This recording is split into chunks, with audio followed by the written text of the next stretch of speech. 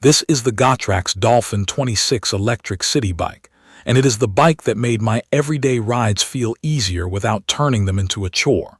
I get smooth help when I want it, and a regular bike feel when I do not. I would put this in the commuter and casual city bike category.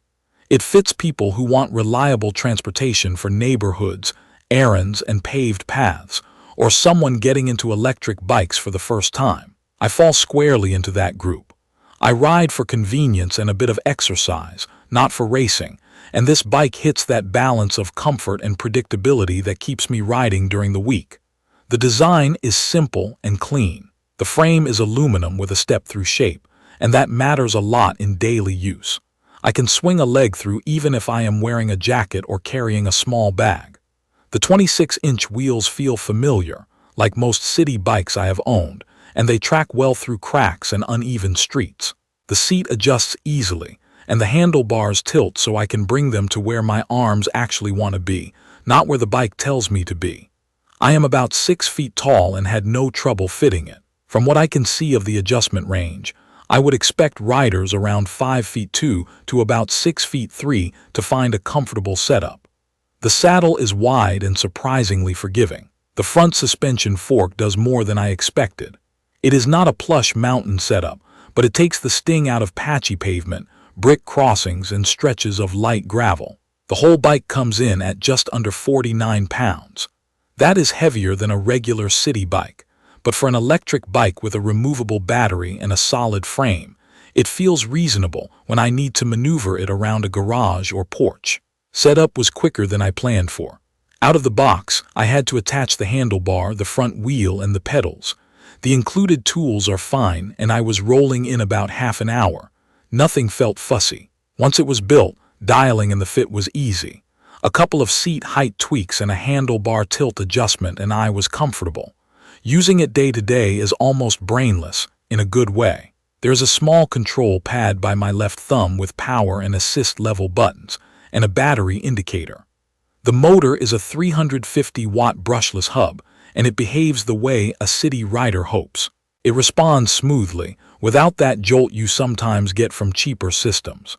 On a flat path, it brings me up to a comfortable cruising speed and then sits back as I pedal. On a short hill, it gives me that nudge that keeps my cadence from bogging down. Top speed on electric power is right around 20 miles per hour, which is plenty to flow with traffic on neighborhood streets without feeling reckless. There are 3 ways to ride. I can use pure electric with the throttle and let the motor do the work. That is my move when I am facing a steep rise at the end of a long day. It drains the battery faster. On my throttle-only rides, I have been getting around 15.5 miles before I want to recharge. Pedal assist is where this bike shines.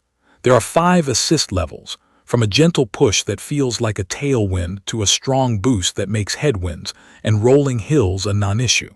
On the lowest assist level, my weekend ride loops are close to 30 miles, and I still roll back with a bit left in the battery. Weather and terrain change that, but the consistency has been good.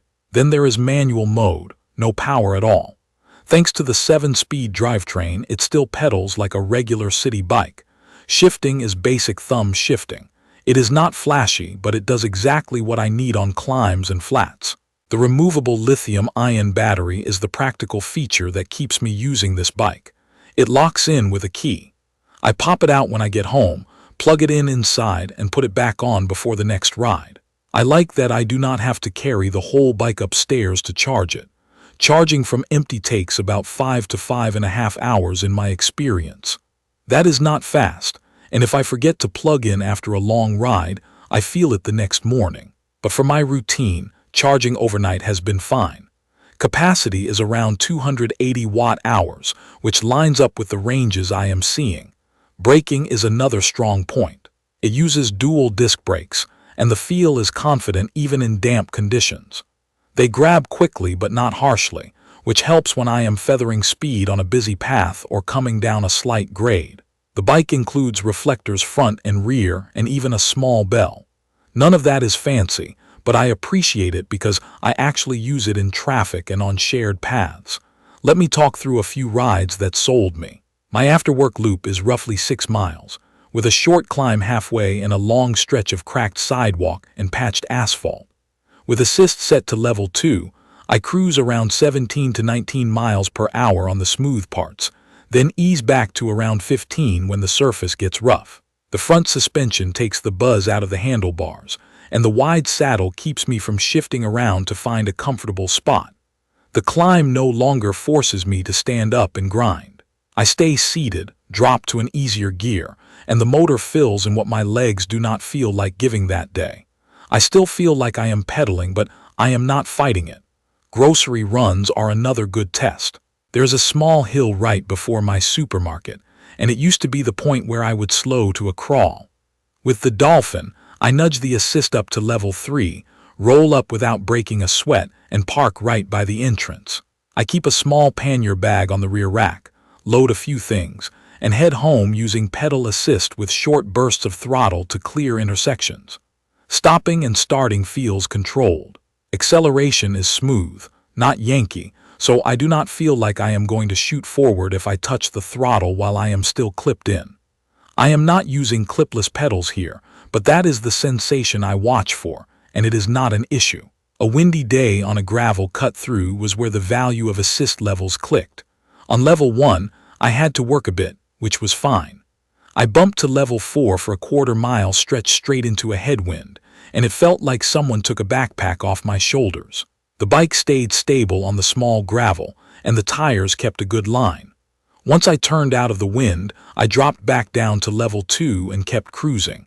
There are a few small things that did not land perfectly for me. The companion application on my phone exists, but I have not found it necessary, and it feels a bit buggy when I try to pair.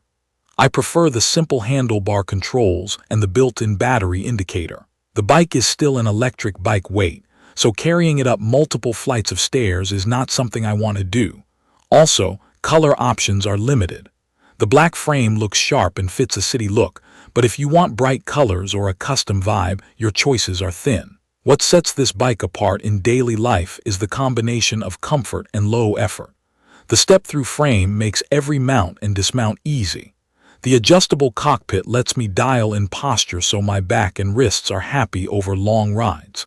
The front suspension fork takes the harshness out of broken pavement and cobblestones. The removable battery makes charging simple and keeps the bike flexible for apartment living. The motor support feels natural rather than pushy, and the top speed is fast enough for commuting without getting into a zone that requires constant vigilance. If you are thinking about specific uses, here is one that keeps happening for me. Saturday morning coffee runs. I hop on, set pedal assist to level 2, and roll 3 miles into town at an easy pace. I lock up outside the coffee shop, sip for a bit, and then head home using level 3 on the small hill that always catches me off guard. Even with 2 full stops at lights and a bit of mixed pavement, the whole ride feels consistent and relaxed. I come back feeling like I rode, but not like I need a shower. Durability so far has been encouraging. I have ridden through puddles, sprinkled rain, and stretches of loose grit. I wipe the frame and components when I get home. The aluminum frame shows no drama, bolts have stayed tight, and the drivetrain has had nothing more than a quick tune to keep it quiet. If I want to extend my day beyond the normal range, the removable battery also means I could carry a spare for longer rides, and that flexibility makes this platform more useful than a sealed setup. This is not a mountain bike for hard trails or jumps. It is not a high-speed racer. It is a city and path bike that welcomes newer riders and makes daily trips feel less like a task.